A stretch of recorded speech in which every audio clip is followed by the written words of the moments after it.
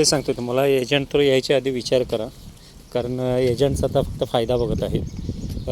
इकडे येतात, पाठवतात, जवळजवळ 20-25 पोरं पाठवतात. ते त्यांची इथं एक रूम असतो, एक माणूस असतो जो जिथं ऑनलाईन अप्लाय करत असतो. त्या लोकांना CVV देऊन त्यांची इंटरव्ह्यू घेतली जाते. तो मग विचार करतो की कुठं कुठे इंटरव्ह्यू चालू आहेत, कुठं कुठे नाही चालू आहेत. मोठ्या मोठ्या कंपन्या चालू आहेत, मग तिकडे पाठवतो त्या पोरांना. मग 20मधले कसं होतं, कमीत 5-6 तरी लागतातच. म्हणजे एका महिन्याभरात कसं होतं, सगळीकडे इंटरव्ह्यू दिल्यानंतर त्या 20पैकी 10-15 लोकांना जॉब लागतो, बाकी 7-8 असेच फसतात. मग ते 7-8 लोकांना सांगतो तुमचं लक नाही, बाकीचे लागला, तुम्हाला काही प्रॉब्लेम आहे, ते प्रॉब्लेम आहे. कोणाचं काही ना काहीतरी प्रॉब्लेम असतो. कोणाचं एज्युकेशन प्रॉपर नसतं, कोणाचं काही धाडस नसतं, कोणाला काय गुड लुकिंग नसतं.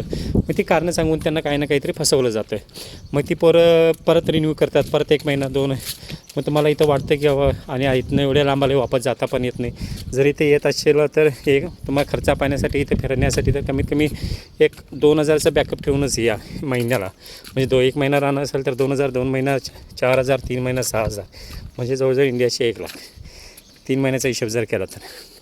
मग तुम्ही जर इथं येत आहे आणि एजंट तर येतं तर लईच वाईट फसत आहे.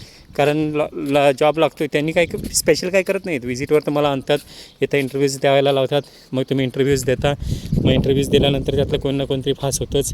मग तुमचा मग नाही झालं तर मग ते पुढच्या महिन्यात तुम्हाला सांगतात रिन्यू करा, नाही तर तुम्ही जाऊ शकता, आम्ही आमचा प्रयत्न केलेला आहे, असं आहे तसं आहे. मग तुम्ही एवढं खर्च करून आलेला असता, मग परत तुम्ही म्हणता ना आता आणि 1 महिना रिन्यू करूया, काही ना काहीतरी जॉब लागेलच. मग असं करत करत ते 2-3 महिन्यात मग शेवटपर्यंत ती 20मधली असतात, ती जवळजवळ 2-3वर येऊन थाकतात. ती 2-3 लोकांना शेवटी जॉब मिळतच नाही, ती फसतातच पूर्णपणे पैसा घालून आणि शेवटी ती वापस जातात.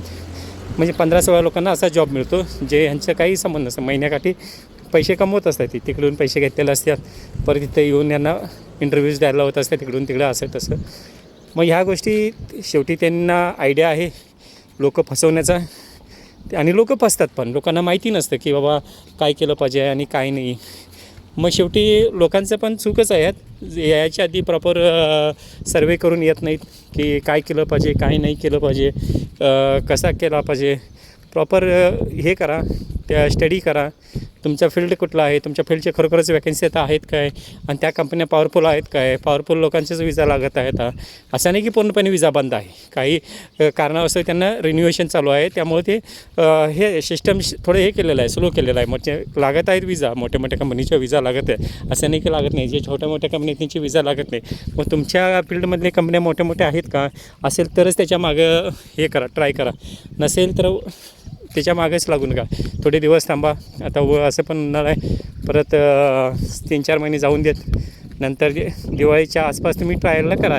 त्यानंतर तोपर्यंत त्यांचं सगळं सिस्टम पण प्रॉपर होतं आहे, सगळ्या गोष्टी व्यवस्थित होतात, आणि त्यानंतर तुम्ही ट्राय केलं तर चांगली गोष्ट आहे माझ्या हिशोबानं तरी. बाकी तुमची मर्जी, तुम्हाला काय करायचं आहे काय नाही करायचं आहे याला मी काही सांगू शकत नाही. पण शेवटी माझं सांगण्याचं काम एवढंच आहे, तुम्हाला त्या एजंट चोरापासून वाचवणं. बाकी मिळूया पुढच्या व्हिडिओमध्ये नवीन माहितीच. तोपर्यंत साइन आउट. जय हिंद.